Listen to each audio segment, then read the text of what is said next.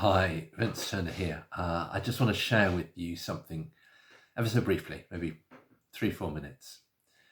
I came across a phrase in the New Testament that's used 7 times.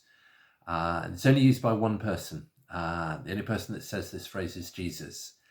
And he says it to people who are in extremis, in difficult situations, under pressure, easily given to fear.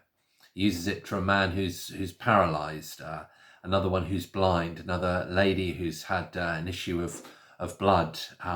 He uses it to his disciples in a boat buffeted by the storms. He used it in a vision to Paul, who's undergoing tremendous religious persecution, about to go off to Rome. And what he says to these people that are under pressure is, take courage. To the men in the boat, he goes on and says, do not be afraid. Now, fear is the very understandable, very natural reaction to a dangerous situation, a pressurized situation. That is what we would naturally fear. But Jesus says to people in this situation where the natural thing would be to be overwhelmed, overcome, to give in to fear, he says, don't fear. Take courage, because fear plays no part in Jesus's kingdom. There is no fear in love. It casts it out. There'll be no fear in heaven, no anxiety, no oppression, no worry.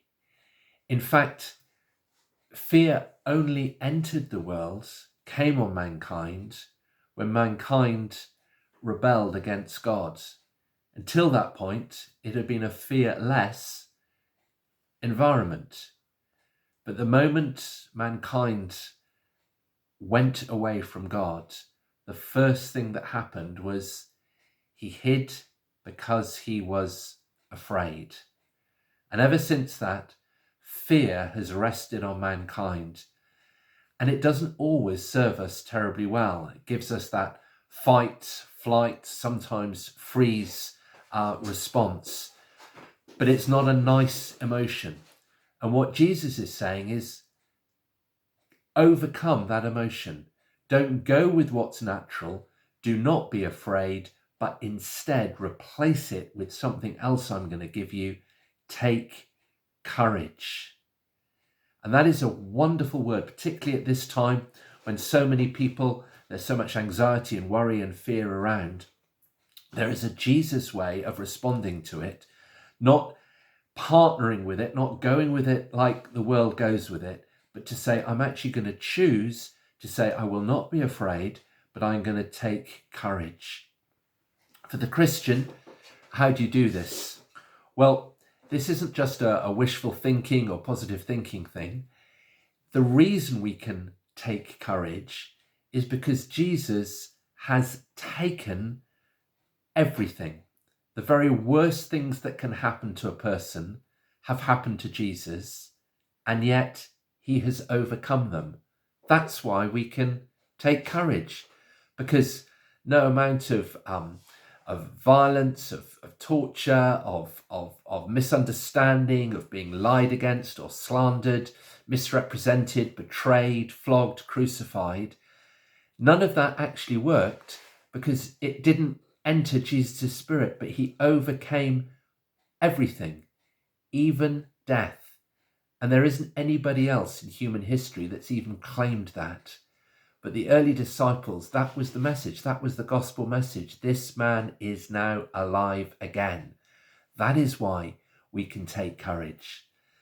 Listen to what John goes on to speak about in his epistle in 1 John. It says this, for everyone born of God, this is Christians now, overcomes the world. This is the victory that's overcome the world, even our faith. Who is it that overcomes the world? Only the one who believes that Jesus is the Son of God.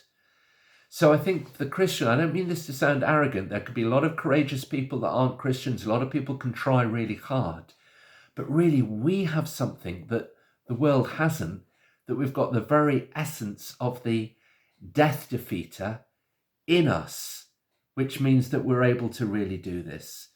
Verse 11 of chapter 5 of 1 John, and this is the testimony: God has given us eternal life, and this life is in his Son. Whoever has the Son has life.